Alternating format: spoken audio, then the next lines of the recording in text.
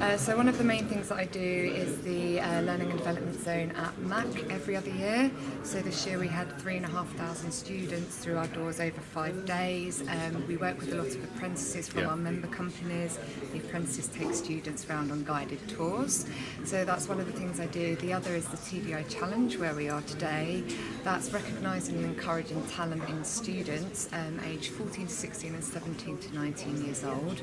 They submit their design and technology coursework projects to us.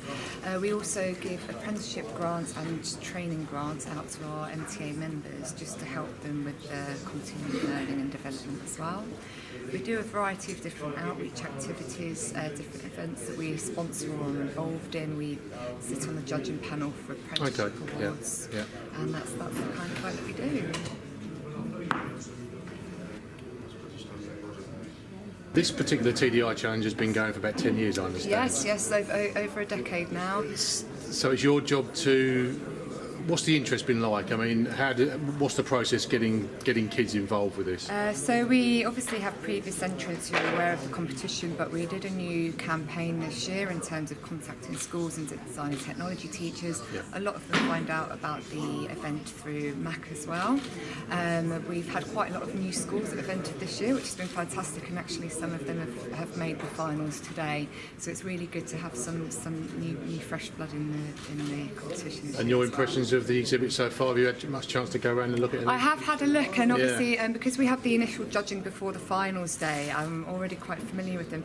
Absolutely fantastic. I've had people just walking into Mazak today who were just here visiting, didn't know the competition was going on, and thought it was done by university students rather than high school students because of the sheer quality of the products that they've got. And it's a big variety of lots of different projects as well.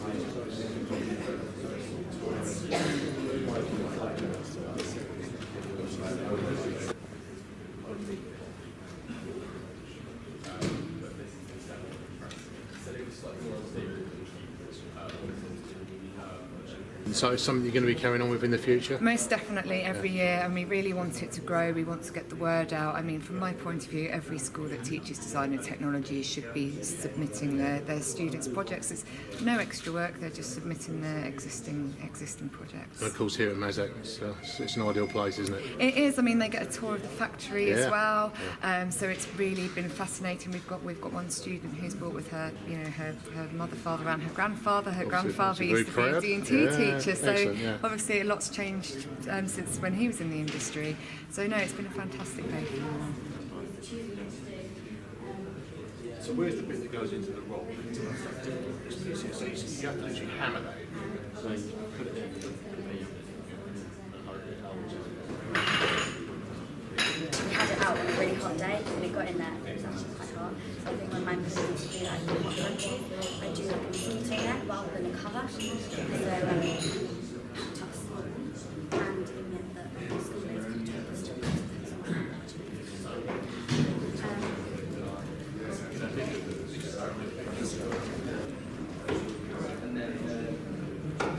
that reduced to jig in school, cut all of the metal to length right angles that I've done. A lot of things I have to do, just lots of bending. And the judges thought this was well engineered, a good finished product, a good brand, and commercially ready. Well done to Christopher Calagoulis with his Stackmores.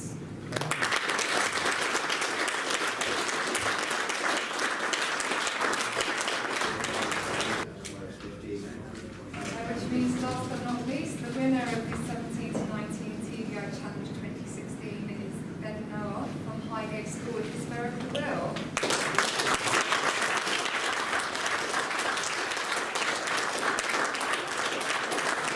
This is like marked 2.6, and then this is like 2.12. So this is the latest. Yeah, so that's the same as this. Like you have this component, you have this component, and you have this component.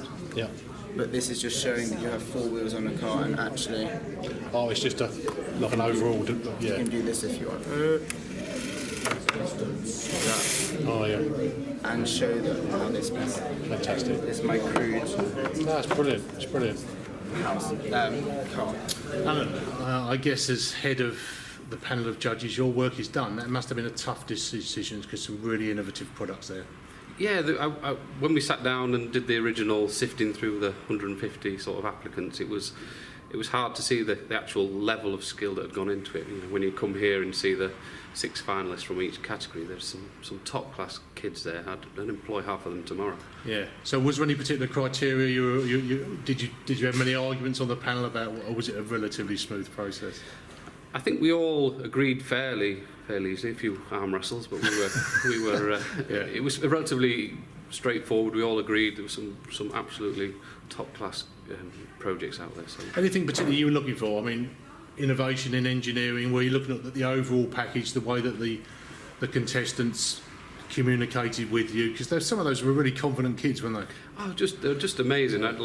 We actually came back in here and said, are we interviewing the right kind of age group? You know, some of these 14 to 16-year-olds were just awesome. We have categories in terms of innovation and skill and readiness for market, and actually how much effort and how many actual tools they'd use in the process, and how much thought process.